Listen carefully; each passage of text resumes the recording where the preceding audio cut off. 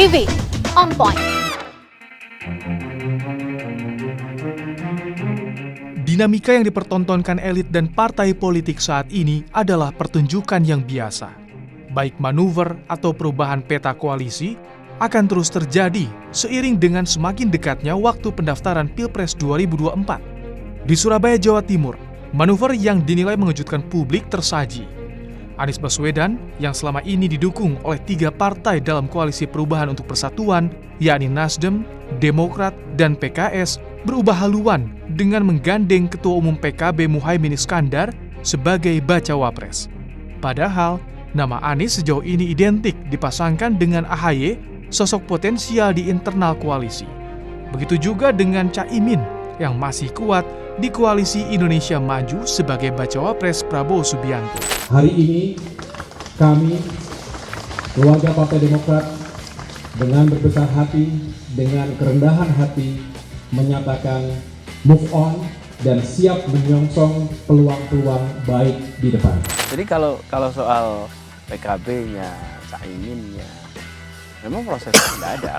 Tapi sebetulnya sejak kita di koalisi perubahan itu memantau perkembangan di lapangan, kita sudah melihat bahwa ada ruang kosong yang kita kesulitan mengisi. Yaitu Jawa Timur. Jawa Timur. Teman-teman Nasdem di DPR, Wakil Ketua Umum Nasdem ketika haji, terus berusaha mendekati saya. Berusaha mengajak kita ngobrol. Saya bilang, saya nggak bisa ngomong banyak karena saya sudah di koalisi bersama Pak Prabowo. Nah, karena itu saya takut ketemu Mas Anies. Kenapa takut, Mas? Ya, orang selingkuh kan harus sembunyi. Kalau ketahuan dicerai saya sama pacar saya. PSBY itu menyampaikan, alhamdulillah kita ditunjukkan sosok sebenarnya dari mitra koalisi kita dan mantan baca pres yang kita usung. Inilah sosok sebenarnya. Tidak bisa dipercaya, tidak jujur. Nah, terus kemarin pertemuan DPD apa hasilnya? Nah, pertemuan dengan DPD ini menarik sebenarnya. Hasilnya adalah sudah ada kecontohan. Yang belakangnya, Bu. Nah, kalau dengan yang baru ini kan elektabilitasnya sudah di 34%, 35% gitu kan. Jadi ya kita mengikuti. Ini saya pertegas nih di sini. Saya pertegas. Sama seperti di koalisi perubahan. Demokrat tidak akan pernah dan tidak pernah menawarkan Mas AHY sebagai cawapres. Hai, kembali lagi bersama saya Liviana Charlisa di Living on Point. Jadi minggu kemarin adalah minggu yang menegangkan bagi Demokrat. Kenapa? Karena kemudian ada berita yang menghebohkan yang akhirnya membatalkan AHY yang tadinya kabarnya sudah disepakati sebagai bacawa pres dari Anies Baswedan, tapi kemudian ditikung di lap terakhir oleh Caimin dari PKB yang kemudian langsung dideklarasikan bersama Anies Baswedan sebagai baca pres dan juga bacawa pres. Dan setelah itu kemudian Demokrat memutuskan mundur dari koalisi perubahan dan kemudian sekarang jadi pertanyaannya kemanakah Demokrat akan berlabuh? Akankah akan muncul poros baru, poros keempat, ataukah Demokrat akan merapat ke Menteng alias ke Ganjar ataukah ke Kertanegara alias ke Pak Prabowo? Sudah bersama saya di sini Koordinator Juru Bicara Demokrat Mas Herzaki. Mas Zaki, selamat datang di Living on Point. Ya, terima kasih Mbak Livi. Kabarnya koalisi perubahan setelah Demokrat mundur dari koalisi perubahan itu sudah bubar. Bubarkah koalisi perubahan? Ya seharusnya begitu, karena jelas-jelas koalisi ini kan ada piagam namanya piagam kerjasama yang tanda tangan 3 pihak, Demokrat, Nasdem, dan PKS. Ya kalau bagi kami jelas ada pihak-pihak yang tidak menghormati kesepakatan di dalam piagam ini. Jadi bagi kami dengan sendirinya ya sudah bubar. Gitu. Apa yang kami bilang tidak menghormati kesepakatan? Jelas-jelas kita punya kesepakatan, kita bertiga. Nah ini yang mesti dijelaskan. Kita bertiga. Tetapi kenyataannya di antara kami ada yang kemudian berselingkuh di belakang, memiliki hidden agenda, bertemu dengan pihak lain. Bertemu dengan pihak lain tanpa ada komunikasi dan informasi apapun. Dan mengambil keputusan secara sepihak. Nah ini, padahal di situ jelas dalam piagam ini kerjasama kita ini adalah di ataskan kesetaraan. Semua posisi sama. Dan kita selama ini juga menjalankan etika yang baik ya dalam berkoalisi. Setiap kali ada pertemuan dengan siapapun, nah, sebelum dan setelahnya kita selalu komunikasi. Nah, ini satu hal yang jelas ini. Kemudian yang kedua, apapun keputusan kita sudah sepakati itu mesti disepakati bersama. Tapi kenyataannya tadi ada yang tidak menghormati kesepakatan itu. Sehingga bagi kami ya itu ada yang tidak menghormati ya selesai. Tapi Demokrat kan sempat minta dengan tegas Nasdem dan juga PKB cari nama lain, jangan pakai nama perubahan. Kenapa harus sampai segitunya? Loh, iya dong. Yang mengusung perubahan dan perbaikan sejak awal kan Demokrat. Dan kita kan ini menjadi alternatif dari kepemimpinan saat ini, kan begitu. Ya kan, Mas Anies ini kita pikir bahwa beliau bisa menjadi nih sosok yang akan mengusung perubahan. Ada harapan masyarakat perubahan yang kita bisa perjuangkan melalui Mas Anies gitu. Nah, kita bertemu bersama punya gagasan yang sama, tapi kemudian kita lihat saat ini tidak lagi perubahan tadi. Tidak lagi perubahan, mengapa? Ya jelas-jelas kan masuknya Caimin PKB kan juga. Sekarang komposisinya siapa di dalam? Kan Nasdem dan PKB. Oh, kalau misalnya ternyata tentang PKS juga iya, ya kan kita nggak tahu piagamnya siapa yang buat. Kesepakatannya siapa dan siapa. Yang kami tahu saat ini kesepakatannya hanya ada 2. Demokrat, Nasdem, PKS yang sudah bubar. Dengan nama Koalisi Perubahan untuk Persatuan. Dan satu lagi adalah kesepakatan antara Nasdem dan PKB. Ya kan? Ya jadi silakanlah seharusnya punya inisiatif, ya buatlah nama baru. Ya kan? Kalau dulu komposisinya kan 2 adalah memang di luar pemerintahan. Jadi kita bawa nama perubahan sah. Ya kan? Nah saat ini dua-duanya bagian dari pemerintahan. Kalau saran saya sih keberlanjutan lebih cocok. Tapi itulah, itu kan biarkanlah beliau-beliau itulah yang mengurus itu ya, karena kan sudah tidak ada kaitannya lagi dengan kami. Tapi poin utama di sini, mengapa kita ada hadir di sini sampai dengan hari ini, ya karena jelas kita tidak sepakat. Ada pihak yang saat ini mengingkari. Itu yang kemudian jadi pertanyaan. Bukannya maksudnya untuk ngorek-ngorek luka, tapi kan perlu diluruskan lebih clear versinya Demokrat dan juga versi yang sudah terkonfirmasi baik itu dari Nasdem dan juga dari Pak Anies itu sendiri. Bahwa sebetulnya sudah ada telepon, upaya menelpon, tapi kemudian tidak diangkat Mas AHY, sudah ada upaya untuk menghubungi, menginformasikan. Jadi sebenarnya faktanya gimana? Ya faktanya kan begini, kesepakatan itu kan di Selasa. Selasa malam yang kami tahu. Ya. Kemudian kita tahu, ya kalau saya sebut si mantan lah, mohon maaf ya gitu ya. Ini kemudian bukannya menghubungi Mas AHY atau datang bertemu, tapi yang kita tahu, kita yang berinisiatif menghubungi dia Kamis pagi. Oh, Selasa malam ke Kamis pagi. Ada beda 2 hari ini kan. Hari Rabu kemana tuh? Nah, kenapa? Kami belum tahu. Rabu itu kami masih rapat di CKA. Saya masih ingat rapat hampir tengah malam, sampai hampir tengah malam. Itu membahas bagaimana kita meningkatkan elektabilitas baca pers kita yang sedang kita bahas ini, yang ternyata sudah selingkuh sebelumnya dan bersepakat dengan pihak lain, ya kan? Kami tengah malam itu selesai rapat, ada pertemuan lah, ada tim 8 kami pergi ke suatu tempat, bertemulah di sana dengan teman-teman lah di tempat lain gitu ya. Yang saya nggak mau sebutkan, nanti dibilang kita membawa mereka ke dalam pusaran ini gitu, konflik, nggak mau.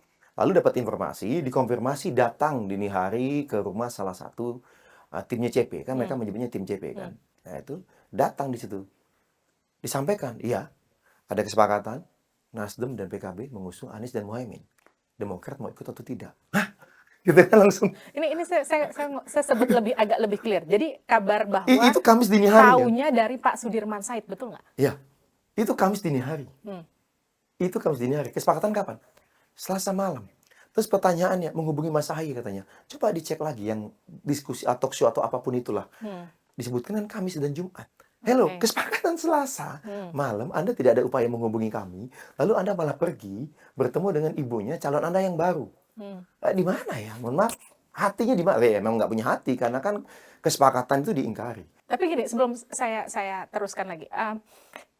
Versi dari tim sebelah itu kan menyatakannya bahwa ini hanya bentuk penawaran, propose begitu ya. Jadi bukan berarti ibaratnya nih ini tuh baru lamaran, belum tentu jadi sampai nikah. Jadi ibaratnya masih bisa nggak jadi di tengah jalan. Ke yang mana, ke kami maksudnya? Iya. Atau ke sebelah? Oh, ke kami. Ke Anda. Ya luar biasa berarti kalau saya melihatnya. Luar biasanya apa? Kita balik dulu. 22 Januari itu Mas Anies yang mengajak Mas AHY. Saya minta Mas AHY, ayo kita menjemput takdir. Ada saksi, ada 4 orang.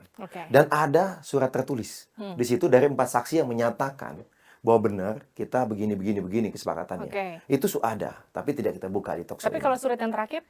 Yang terakhir itu 25 Agustus. Beberapa hari sebelum pengkhianatan, kan begitu. Nah, jadi maksudnya gini. Ini bukan hanya 1 kali loh permintaan ini. Berulang kali dan sudah dijawab iya. Tapi kan Nasdem bilang suratnya nggak ada tanggalnya, jadi dianggap nggak sah. Jadi belum Iya. tentu juga dibikin 25 Agustus Ya gitu kita misalnya. tahu lah. Namanya orang udah salah kan apa saja dibuat-buat. Hmm. Ya kan? Ini faktanya Anda bisa membantah nggak ada surat ini? Anda sendiri di berbagai talk show, di forum, di publik bicara bahwa si mantan ini orang yang hebat, kuat, nggak bisa dipaksa-paksa, pasti kemauannya sendiri. Iya dong, suratnya kemauan sendiri dong. Itu surat kemauan sendiri. Ada dibantah nggak? Oleh salah satu podcast, di salah satu podcast, si mantan ini, maaf saya nyebut mantan ya, kan kalau sebut namanya saya agak-agak gemeter gitu, gemeter kesel gitu ya maksudnya. Di surat nyampaikan, wah kok ada surat, kok surat itu dibuka ya ke publik ya?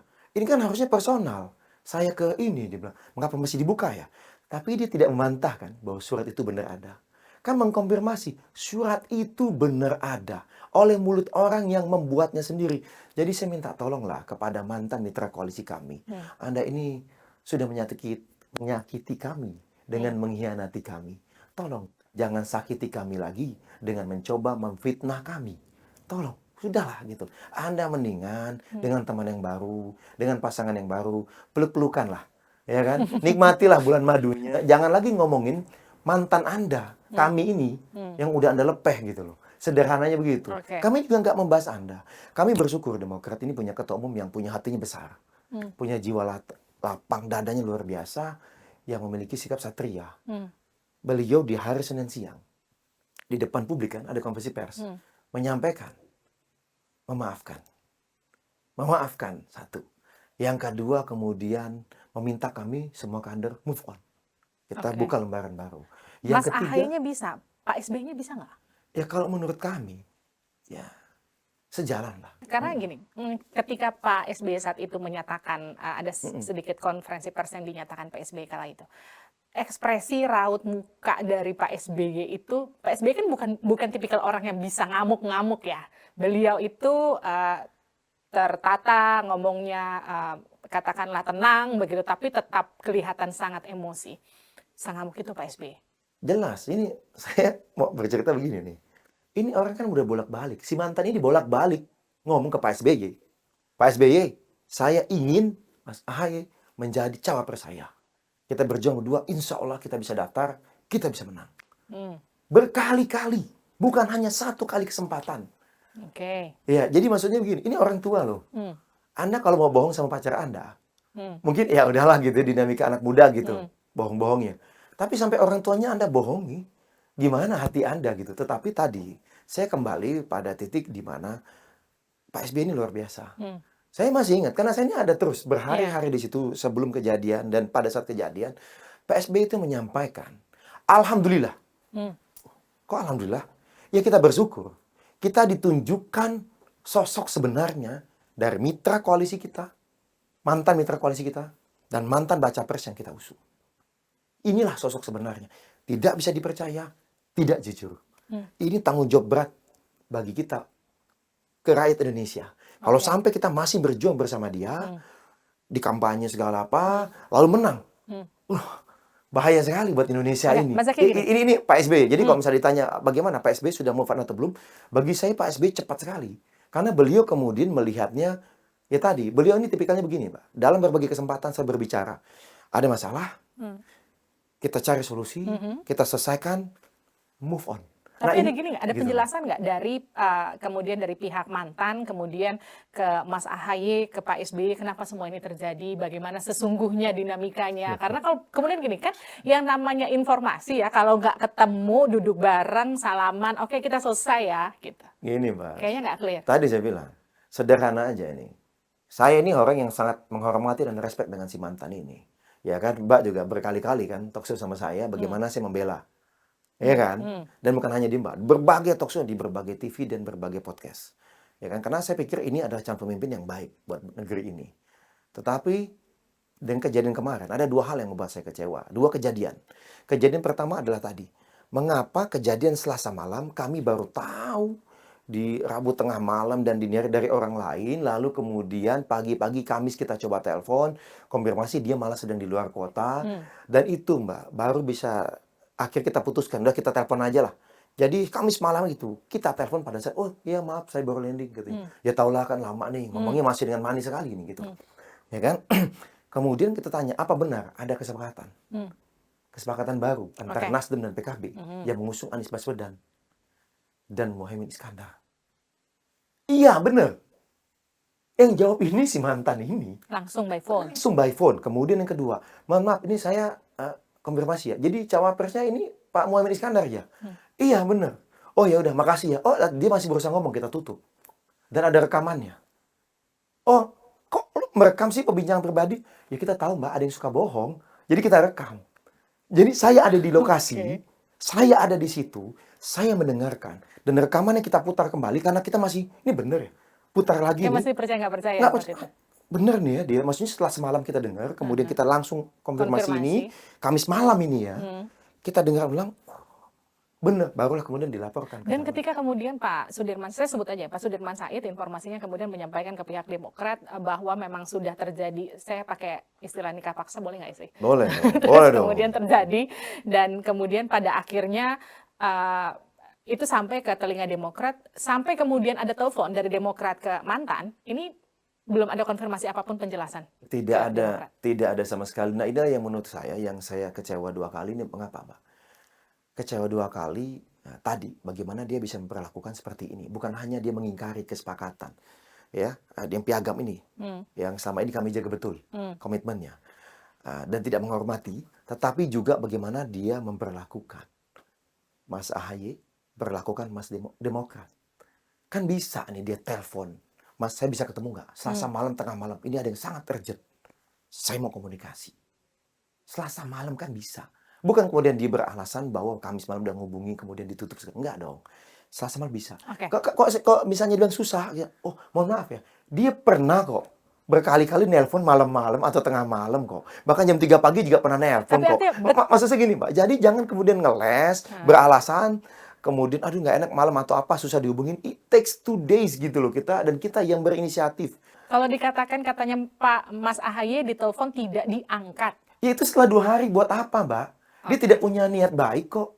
Dia sudah mengambil keputusan secara sepihak. Bukannya pada kesempatan pertama dia coba komunikasi, tapi dia malah sibuk dengan pasangan barunya, ya. Ibarat kata lo udah lamaran, terus lo nikah sama orang lain, lo udah terjadi pernikahan, baru lo mau kasih tau lamaran lo, Lah, ya, buat tunangannya. buat apa? Maksudnya dia kan, ya udahlah, buat apa? Kita close, nggak ada hubungan lagi. Gitu. Yang sangat mengecewakan apa? Kok Anda di hari Senin, kita sudah tenang siang, Mas AHY bilang move on, atau malam Anda berbohong? Berbohong apa tuh? Ya kan dia di podcast. Oke. Dia menyampaikan bahwa seakan-akan ada deadlock ini, itu. Jadi mau mencari pembenaran dia ini menikah. Dipaksa. Dipaksa, karena apa? Kami mau pergi. Nggak ada itu situasi genting, itu nggak ada. Di 28, 29 tidak ada situasi genting ini. Dan ini terbuka, Mbak. Ternyata ini perselingkuhan ini. Bukan kemarin. Bukan baru mulai kemarin. Jadi, sudah sering terjadi. Saya ada talk show, ya sebelum ini di TV nasional juga. Silakan nanti dicek. Saya nggak bisa sebut merek di sini ya. Teman yang diselingkuhi ini, yang dilamar ini, yang bicara, dia bilang, oh ini bukan dadakan kok. Ini bukan keputusan 30 menit. Tapi kita sudah bertemu 7 kali sebelum ini. Hah? Gitu. Jadi maksudnya dia mungkin nggak terima dibilang bahwa kawin paksa atau dadakan. Bahwa ini keputusan yang mendadak, yang tidak matang, tidak terukur. Dia ingin menyampaikan bahwa ini adalah hal yang terukur, sangat serius, dan sudah dipikirkan matang-matang berulang kali, dengan menyebutkan sudah ada 7 kali pertemuan. Tapi di sisi lain nggak sadar bahwa dia membuka ini perselingkuhan ini sudah terjadi Selama itu. selama itu gitu loh. Pertemuan. Ya, itulah yang membuat saya makin ya udah. Mas Zaki gini, koreksi saya kalau salah ya, di piagam kesepakatan 3 partai itu kemudian kan ada pernyataan yang berisikan cawapres adalah pilihan Anies Baswedan. Iya. Tapi hadirnya Caimin, apakah ini pilihan Anies Baswedan murni ataukah memang ini pilihan Nasdem? Ya kan kita tahu, Mbak, sederhananya begitu. Karena kalau pilihan Anies Baswedan, Demokrat harusnya legowo karena kan sudah diserahkan ke Mas Anies. Benar. Yang membuat kecewa kan 3 hal tadi. Ya kan saya bilang. 1 tadi udah berulang kali, Mas AHY lah yang dilamar dan dipinang gitu ya, bolak-balik gitu. Sudah selesai bagi kami 1, oke. Yang kedua adalah kemudian tadi kita tahu kok ini Kan jelas-jelas pihak yang dilamar ini yang ngomong, kami dilamar Nasdem. Silakan dicek di berbagai interview dengan teman-teman yang dilamar. Itu kami dilamar oleh Nasdem. Nggak ada pembincangan kami dilamar oleh Pak mantan ini. Nggak ada. Kan itu mengkonfirmasi. Jadi bagi kami begini, jangan kemudian berkelit dengan piagam bahwa lo kan kok Demokrat nggak terima, itu kan pilihan Pak Anies. Bebas dong. Oh, kalau emang benar pilihan Pak Anies yang berinisiatif, ya silakan. Tapi kan dia bisa duduk bareng, datang panggil tim 8 minimal. Kalau dia nggak mau manggil 3 ketua umum partai, duduk bareng. Bapak-bapak, ibu-ibu, mohon maaf, akhirnya, oke, saya 8 bulan kemarin sudah memutuskan Mas AHY, saya sudah bolak-balik mengghosting Mas AHY gitu kan. Nah, hari ini saya sampaikan dengan sangat menyesal bahwa saya berpindah ke lain hati. Karena dengan pertimbangan A, B, C, D. Kan begitu. Itu juga yang ditunggu oleh Demokrat. Pada saat berulang kali deklarasi ditunda, kita tanya, sebenarnya maunya dengan siapa? Kalau dengan siapapun, misalnya tidak dengan kami, tidak dengan Mas AHY sebenarnya, silakan saja, tapi tolong jelaskan. Kita punya piagam. Kita cek dong kriteria. Ada 5. Ada 5 kriteria, Mbak. Di pasal nomor 3. Silakan dicek. Apakah pasangan barunya memenuhi. Tapi nggak perlulah dicek. Kan ini sudah mengingkari dan tidak menghormati piagam. Jadi piagam itu sudah batal. Karena kalau kita mau bilang ini berdasarkan piagam, mereka tidak melanggar piagam, cek kriterianya. Kontribusi pemenangan, elektabilitas dan kerentanan politik. Masalah elektabilitas, teman-teman Kompas.com dan beberapa media lainnya mengungkapkan hari Minggu tanggal 3, seingat kami, diungkap. Ini bumi dan langit elektabilitasnya. Yang kedua, kerentanan politik. Di hari yang sama kita juga dengar berita dipanggil. Kan ini baru persyaratan pertama loh. Belum persyaratan kedua, ketiga, keempat, kelima. Inilah yang maksud kami. Tadi kok kita mau bicara substansi. Karena sekarang banyak sekali hoax dan fitnah yang ditujukan ke kami bahwa loh, ini kan sesuai piagam, sesuai piagam. Makanya itu jadi pertanyaan saya. Makanya saya bantah di sini. Saya sampaikan, kok sesuai piagam yang melamar adalah Mas Anies, yang memutuskan adalah Mas Anies. Berulang kali dalam talk show-nya Mas Anies pun ya, podcast-nya dengan salah satu podcast, Mas Anies menyampaikan bahwa itu adalah Nasdem. Take it or leave it. Kan begitu. Dalam podcast yang lain, dalam interview yang lain dengan pihak sebelahnya dia menyampaikan yang melamar Nasdem. Jelas-jelas itu tidak sesuai dengan pasal nomor 2. Ya kan? Gitu. Yang menentukan adalah Mas Anies. Pasal nomor 3 juga yang menentukan adalah Mas Anies. Tapi gini, gitu. Mas Anies kan menyatakan bahwa Caimin itu memenuhi 5 kriteria yang kemudian dicari. Kalau menurut Mas Zaky gimana? Silakan dicek aja elektabilitasnya dari berbagai lembaga survei. 10 kali lipat, Mbak. Mas AHY di atas. 10 kali lipat. Jadi itu udah nggak masuk akal? Udahlah, Anda ini makanya saya bilang, saya kecewanya 2 kali. Karena beliau ini udah memperlakukan tidak layak dan tidak hormat pada Mas AHY dan Partai Demokrat. Anda mau-maunya berbohong lagi. Memfitnah kami gitu loh. Mencari pembenaran. Udahlah, Anda kok emang mau bilang itu lebih cakep, lebih cantik, silahkan. Tapi Anda jangan menipu publik gitu loh. Jangan membohongi publik dengan bawa 5 kriteria. Publik bisa baca kok mana survei yang lebih baik. Survei masing-masing. One on one. Atau dipasangkan. Nggak ada. Kita lebih baik jauh. Itu kalau ngomong itu alasan pertama. Kedua, kerentanan politik. Mas AHY pernah dipanggil oleh KPK, Barreskrim atau Kejagung. Ada nggak yang kita tahu selama ini bertahun-tahun informasi mengenai akan potensi kasus? Nah, sekarang kan begitu sehari aja belum deklarasi sudah ada informasi itu. Nah, jadi kriteria pertama udah fail. Tapi kan gini, kadang-kadang Caimin ini kan bisa membawa suara NU yang dibutuhkan oleh Koalisi Perubahan. Gimana tuh? Ya gini lah Mbak, kita kan kalau klaim itu kan semua bisa mengklaim. Ya, kita buka data dan fakta saja. Saya nggak enak ini Mbak ngomong, karena kalau yang ngomong ini pengamat harusnya. Yang ngomong misalnya, contoh Ketum PBNU, Pak Yahya Stakuf, langsung bicara, NU tidak milik satu parpol. Contoh ya Stakuf. Ya silakan ada Bu Yeni Wahid. Ngomong apa juga. Ya kan? Siapapun cawapresnya. Nggak mesti gini. Jadi gini, kita NU. Lalu ini tokoh-tokoh NU loh. Ketum PBNU. Ini Mbak Yeni Wahid ini kan anaknya Gus Dur, cucunya pendiri NU, tokoh besar juga di NU. Nah maksud saya, ini banyak nih maksud saya nggak mau masuk ke situ. Karena itu biarkanlah menjadi ranah PR pasangan baru ini. Urusan Anda. Tapi Anda jangan mencari pembenaran lah. Kalau Anda mencari pembenaran, kami buka nih fakta dan datanya, dan terbukti kok. Survei kan nggak bohong, Mbak. Ibarat kata gini, kalau mulai menurut Demokrat, kalau sudah dikhianati, pergilah dengan tenang, minta maaf lah paling nggak ya? Ya minimal minta maaf. Ini pamit pun tidak, minta maaf juga tidak, lalu mengaku berupaya pamit. Padahal pamitnya setelah berhari-hari, ya buat apa? Dan Anda sudah ambil keputusan, lalu Anda bilang bahwa kita belum putuskan. Bagaimana ceritanya belum ngambil keputusan? Udah jelas kok informasinya itu. Yang beredar di teman-teman yang dilamar ini juga jelas kok. Kita dilamar ini gimana. Oke, Itulah. gini, keputusan Mas AHY waktu konvers langsung bilang, oke, kita Demokrat move on. Benar udah move on. Move on itu kan butuh waktu. Iya, memang butuh waktu. Tetapi tadi saya bilang, Mas AHY ini luar biasa. Pertama yang dipikirkan dia ketika mendapatkan informasi ini, Mbak, di RKM itu yang dia pikirkan adalah, saya tidak bisa membayangkan bagaimana perasaan para kader yang selama ini telah berjuang habis-habisan dan mati-matian membela si mantan ini di berbagai front. Di media sosial, di media televisi, di media-media mainstream, lalu memasang spanduk, baliho, billboard. Dan saya cerita ini ada teman saya, ya, salah satu caleg namanya Pak Umar Arsa di Sulawesi. Dia sudah buat Mbak parfum kecil dengan logonya, mukanya si mantan ini, udah puluhan ribu yang dicetak. Ini contoh kecil gitu ya, maksudnya apa upaya-upaya kita buat mempromosikan, meningkatkan elektabilitas si mantan ini. Jadi Mas AHY menyampaikan itu. Saya tidak bisa membayangkan perasaan kader. Yang dipikirkan dia kader. Bukan perasaan dia pikirkan. Enggak. Itu yang luar biasa saya lihat. Lalu kalau bicara mengenai move on, saya meyakini dia yang cepat geraknya. Karena ini yang dua sudah move kali on. bagi Mas AHY. Dulu kan Benar. waktu pas Mas Prabowo ya, Pak Iya. Prabowo waktu itu. Terus kemudian sekarang sama Nggak mau lu Mas kelamaan, Anies. tapi ngomongnya 2 kali.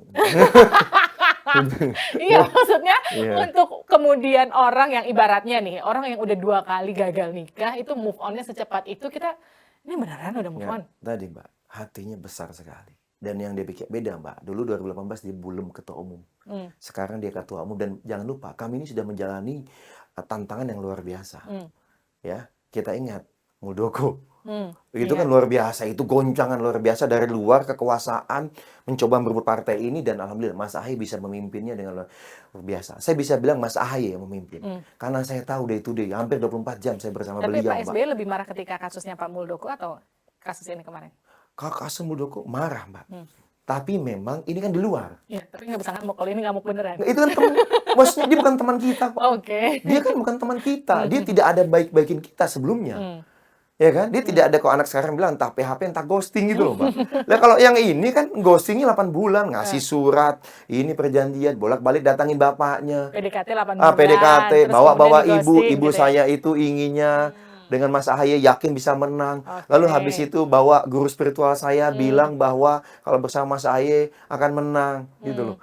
Nah, terus kemarin Betul. pertemuan DPD apa hasilnya? Nah itu.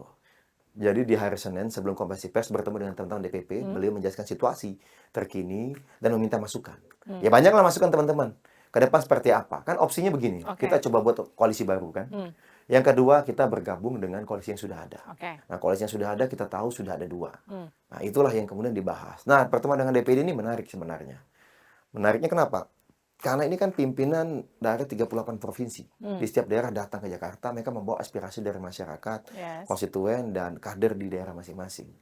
Rencana hanya 2 jam, Pak.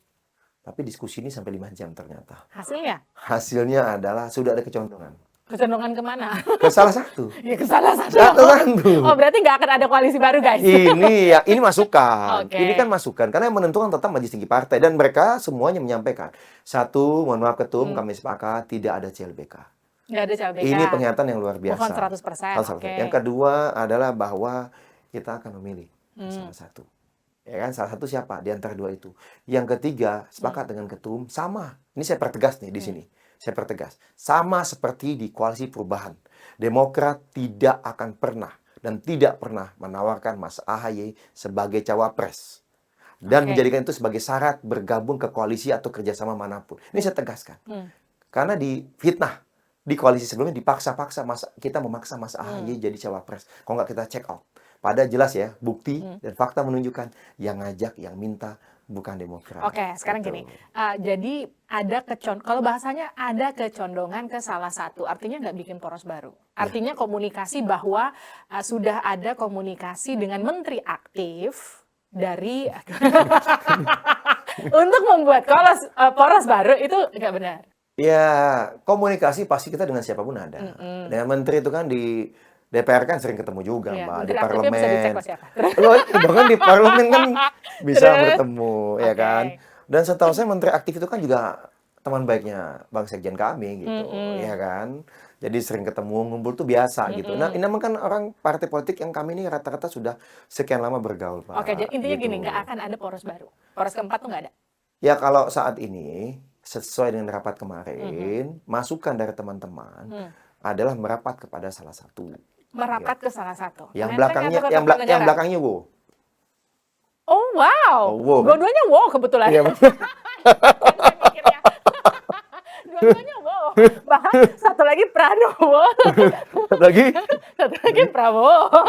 Tergantung nih wow-nya belakangnya yang mana? Wow kalimat panggilannya huruf depannya atau yang belakangnya? Karena dua-duanya satu Prabowo, satu Pranowo. yang pasti gini, apapun keputusan yang diambil, fokus kita ini bukan bicara keinginan satu atau dua orang. Ya kan? Tetapi lebih kepada bagaimana untuk permasalahan bangsa dan negara. Itu aja. Kertanegara atau Menteng? Ya? Kertanegara atau Menteng? Kita ini inginnya sering rapat di istana nanti 2024 sampai 2029. IKN dong ya.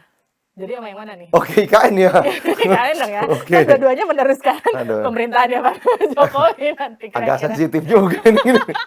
Ternyata ke IKN ya, oke. Oh, ini kan tahun depan aja upacara Tapi kita di DPR IKN. RI masih di Senayan kan ya? Masih. Oh, oke. Alhamdulillah saya ke DPR RI. Inginnya gitu ya. Amin. Amin, amin. Mohon doanya. Jadi gimana? Ya ini kan sama baiknya lah, Mbak. Hmm. Ini sama baiknya. Ini dua tokoh yang sama baiknya. Yang kita juga tahu jejak rekamnya gitu. Kedua belah pihak ini. Ya kan? Yang kita lihat juga keduanya punya semangat yang sama. Dan teman-teman di sini juga niatnya juga sama-sama bagaimana ada akselerasi pembangunan. Ini yang kami lihat. Ya kalau kami diskusi-diskusi dengan beliau-beliau ini ya kita pengen ada akselerasi. Apa yang baik saat ini ya kita lanjutkan, apa yang kurang baik kita perbaiki. Ya jadi sejalan, Demokrat kan juga perubahan dan perbaikan. Kan Mas Ahaye di pidato politik 14 Juli lalu juga menyampaikan bahwa apa yang berada Pak Joko Widodo ya kita apresiasi dan kita lanjutkan. Tapi perubahan yang ingin kita lakukan adalah apa yang kurang baik. Apa yang menurut masyarakat ada cara yang lebih baik yang bisa mensejahterakan rakyat. Cara itu yang ingin kita pilih dan kita tempuh. Tentu kami karena akan bergabung ya, kita akan komunikasi dulu lah. Kita lakukan bahasanya itu fine tuning lah. Oke. Kan gini, kabarnya kalau Pak Prabowo itu ngambil ET jadi cawapresnya, Golkar akan out dari koalisi. Ini nggak diambil kesempatan sama Demokrat. Ini luar biasa ini kan. Gimana? Ini Gimana? kalau saya, Mbak, kalau saya nih bisa saya sampaikan, situasi saat ini adalah kita tidak mau berspekulasi. Karena dengan yang kita punya komitmen penuh pun, yang sudah jelas di depan mata, ada piagam, bisa berubah. Tapi kan ini harus main cepet loh, orang bulan depan udah Iya, pendaftaran. iya makanya kita ingin cepat memang. Kita ingin cepat ini, seminggu 2 minggu inilah. Kalau saya lihat ya nih, tapi lagi-lagian keputusan di Majelis Tinggi Partai. Majelis Tinggi Partai ini isinya kan para anggota DPR RI, mantan menteri, ya, dan ada presiden di sini, Pak SBY, 2 periode yang tentunya udah makan asam garam politik dan penuh kebijakan ya, dan kebijaksanaan luar biasa. Mereka tahulah timing yang tepat tuh kapan untuk memutuskan. Ya, dan kami ini kan kenapa salah satunya kami ingin ada deklarasi lebih awal dengan mantan, ya karena kita ingin ngegas nih agar elektabilitasnya bisa segera meningkat. Nah, kalau dengan yang baru ini kan elektabilitasnya sudah di 34%, 35% gitu kan. Jadi ya kita mengikuti. Kita yang pasti Demokrat ini kan sudah terbukti punya kesetiaan. Sahabat yang sangat setia. Yang kedua, punya kader yang sangat militan. Oke, Gitu. ngomong-ngomongin sahabat nih, Mas Zaky ini kan sama Mas Ahaye itu kan satu, saya bilangnya SMA, TN ya, Iya, bareng sama, ya. iya. Artinya mengenal Mas Ahaye bahkan dari usia remaja. Ya. Kenapa sih percaya sosok Ahaye itu bisa mampu memimpin satu partai politik besar, bahkan dijagokan jadi bacawa pres begitu? Kenapa? Ya, kalau saya jelas melihat sosoknya ini, kita kalau bicara pemimpin pertama harus kita lihat hatinya dulu, Mbak. Kenapa? Orang pintar banyak. Di negeri ini banyak sekali orang pintar, tapi hatinya ini bagaimana? Mas Ahaye ini tulus betul untuk negeri ini. Yang dia pikirkan ada ini nggak baik nih buat rakyat. Seperti yang kejadian ini nih. Mohon maaf ya, Mbak. Kita ini sudah ngendus-ngendus nih. Ada perselingkuhan. Ada perselingkuhan. Udah berbulan-bulan, 2 bulan malah kita. Udah bolak-balik. Mas, ini begini. Ada tawaran kan dari si A, si B. Udah ini lebih jelas. Daripada kayak gini, dibilang mau nikah, tapi ditunda terus. Setiap kali mau bawa ke KUA, nggak jadi. Mobil udah disiapin di depan, mau ke KUA, nanti batal. Kan gitu, udah pakaian rapi-rapi mau pergi, nggak jadi. Udahlah ini kayaknya dikerjain nih kita kayaknya. Ke kiri kanan jelas nih, udah mau ngajak nih dua-duanya. Tempat lain nih, ya kan? Yang disampaikan pada kita apa? Kita ini kan sering ke lapangan, ketemu masyarakat. Apa yang rakyat bilang? Ingin perubahan. Dan mereka berharap betul ini, ya berharap betul Demokrat ini mengusung perubahan bersama Mas Anies. Ini yang bolak-balik disampaikan. Ini contoh kisah gitu ya Mbak, yang saya bisa sampaikan bahwa dia ini kalau udah bicara komitmen, luar biasa komitmennya. Yang dipikirkan rakyat, dipikirkan bangsa dan negara ini, dan kalau sudah komitmen, dia full, habis-habisan. Bagi saya itulah pemimpin, bukan pemimpin yang menganggap bahwa ya hari ini tempe, besok kedelai nggak apa-apa. Nah, ini yang saya melihat suatu value yang luar biasa. Saya nggak akan berbicara mengenai kepintaran atau kecerdasan. Kita udah tahu beliau S2-nya Harvard, iya kan? S2-nya di Singapura, di SMA lulusan terbaik, ketua umum OSIS, lalu di Adi Makayasa di TNI. Maksud saya kalau bicara mengenai track record akademis, prestasi di berbagai penugasan, dia hampir selalu menjadi yang terbaik gitu loh. Jadi maksud saya kita nggak perlu lah meragukan kompetensi dan kapabilitas dia ini. Dan terbukti loh waktu menghadapi Muldoko. Saya ini juga bersama beliau, ini bersama-sama hampir tiap hari, hampir 24 jam, Mbak. Ya, balik jam 6 pagi, jam 8 standby atau jam 10 standby. Itu bisa seperti itu situasinya, tapi yang ingin saya ceritakan. Jadi saya tahu betul, yang memimpin Partai Demokrat menghadapi krisis ini adalah sosok yang bernama Agus Harimurti Yudhoyono. Mohon maaf nih Mas Zaki. Bukan SBY. Nah itu yang jadi pertanyaan saya. Bukan. Kan selama ini kan ada anggapan Mas Ahaye itu bonekanya Pak Bukan. SBY. Bukan Pak SBY. Bahkan pada saat Mas Ahaye melaporkan kepada Pak SBY, karena beliau kan ketua majelis tinggi, founding fathers, kita kan datang bersama-sama Mbak, nggak sendirian, terbuka rapatnya, meskipun memang hanya beberapa orang. Pak SBY kemudian, wah ini sudah bagus ini, wah ini lanjutkan. Jadi semua kebijakan-kebijakan diambil Iya, sama Mas dan Pak Ahaye. SBY kemudian sampaikan, ini bagus, nah mungkin perlu diperkuat di sini nih. Oke. Jadi masukan disampaikan. Tetapi bukannya mengarahkan harus begini, atau datang Pak SBY bagaimana ini. Tidak ada itu, momentum itu nggak ada. Pak SBY kami sudah berdiskusi di ini. Dan Mas Ahaye itu bukan one man show. Beliau itu sebelum tadi melaporkan ke Pak SBY sebagai ketua MTP atau membuka ke publik, selalu berdiskusi dulu dengan petinggi-petinggi Demokrat lainnya. Belum menyampaikan situasi seperti ini. Saya sudah punya pandangan saya seperti ini, tapi teman-teman tolong masukannya. Karena Kita beliau. masuk ke sesi pertanyaan cepat. Waduh. Indonesia butuh pemimpin yang Jujur. oke. Ahaye sosoknya, Jujur. Ganjar Pranowo orang yang Ya jujur juga sih. mulu jawabannya. Prabowo Subianto sosok yang Tegas. oke. Tembok Berlin runtuh. Kita upayakan. Jadi ke Kertanegara atau ke Menteng? Kita ke Istana Negara bersama. Tetap lo gak dijawab sama dia, menyebalkan. Ya bukan nggak mau jawab, karena yang bisa jawab adalah majelis tinggi partai, Mbak. Oke, Saya kan, sebenarnya udah tahu sebenarnya. iya enggak Tapi dong. belum Ini kan aja. kemarin kan masukan, Aha. belum diputuskan. Masukan itu disampaikan. Oke, Nah, jadi saya kepada- pasti ini pertanyaan terakhir. Akan ada poros keempat? Sampai dengan saat ini tidak. Oke. Herzaki, terima kasih. Terima sudah kasih. bergabung. Oh, kita nggak bisa mulai ya. Mohon maaf. Terima kasih sudah bergabung sama saya di Livi On Point. Itu dia tadi obrolan saya bersama dengan Herzaki dari Demokrat. Kita ketemu lagi di Livi On Point selanjutnya. Sampai jumpa.